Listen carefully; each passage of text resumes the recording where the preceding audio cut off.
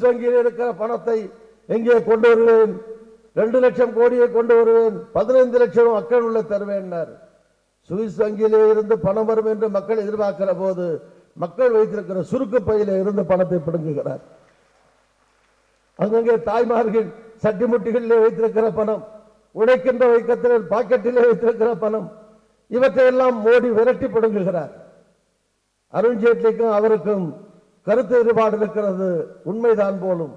ஏனென்றால் இவர் பணத்தட்டுப்பாடு இருக்காது என்கிறார், மோடி பணம் வந்து சேர 3 வாரம் ஆகும் என்கிறார் அருண்ஜேட்லி.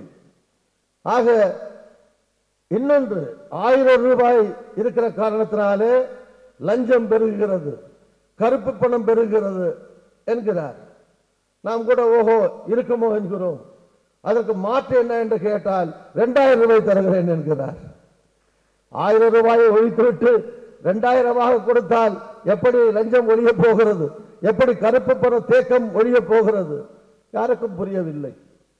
முதலிலே சில்லறையிலிருந்து தொடங்க 100, 500 இப்படி தொடங்க வேண்டுமா, 2000 தொடங்க வேண்டுமா? 500, 1000 ஒழிக்கிறார்.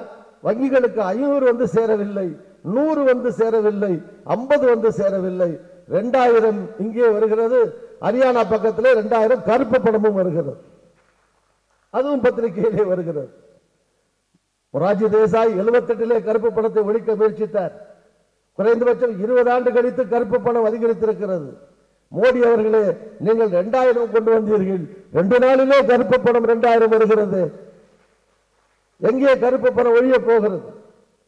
நீங்கள் கொண்டு வந்த திட்டத்தாலே சாதாரண மக்கள் அவதிப்படுகிறார்கள்.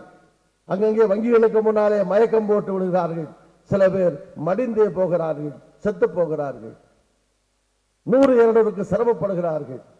ஆக மக்களுடைய மனோபாவம் தெரியாமல், மனநிலை தெரியாமல், மக்களை சரிப்படுத்தாமல் எந்த திட்டத்தையும் அல்லது எந்த சட்டத்தையும் எந்த அரசும் நடைமுறைப்படுத்த முடியாது. இது ஜனநாயக நாடு, மக்களாலே தேர்ந்தெடுக்கப்பட்டவர் தான் மோடி பிரதமரே தவிர மோடி ஒன்றும் இந்த நாட்டினுடைய சர்வாதிகாரி அல்ல. 12 மணிக்கு உத்தரவு போட இன்னும் கூட கேட்கலாம். மோடிக்கு 1000 ரூபாய் 500 ரூபாயை நான் ஒழிக்கிறேன் என்று சொல்லுகிற அந்த அறிவிப்பை வெளியிட எந்த சட்டம் மோடிக்கு பிரதமருக்கு அதிகாரம் தருகிறது? அரசியல் சட்டத்திலே எந்த சரத்து சொல்லுகிறது?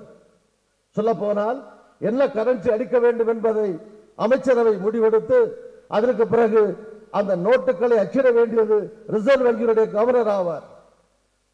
செல்லாது என்று அறிவிக்கிற உரிமையை ரிசர்வ் வங்கியை பெற்றிருக்க வேண்டும், அமைச்சரவை முடிவெடுத்திருக்க வேண்டும். ஆனால் நள்ளிரவிலே யாருக்கும் தெரியாமல் நான் அறிவிக்கிறேன் என்று ஒரு பிரதமர் சொல்வதற்கு இது ஒன்றும் சர்வாதிகார நாடு அல்ல. ஆனாலும் மோடி செய்கிறார், பின்விளைவுகளை பற்றி கவலைப்படாமல் செய்கிறார்.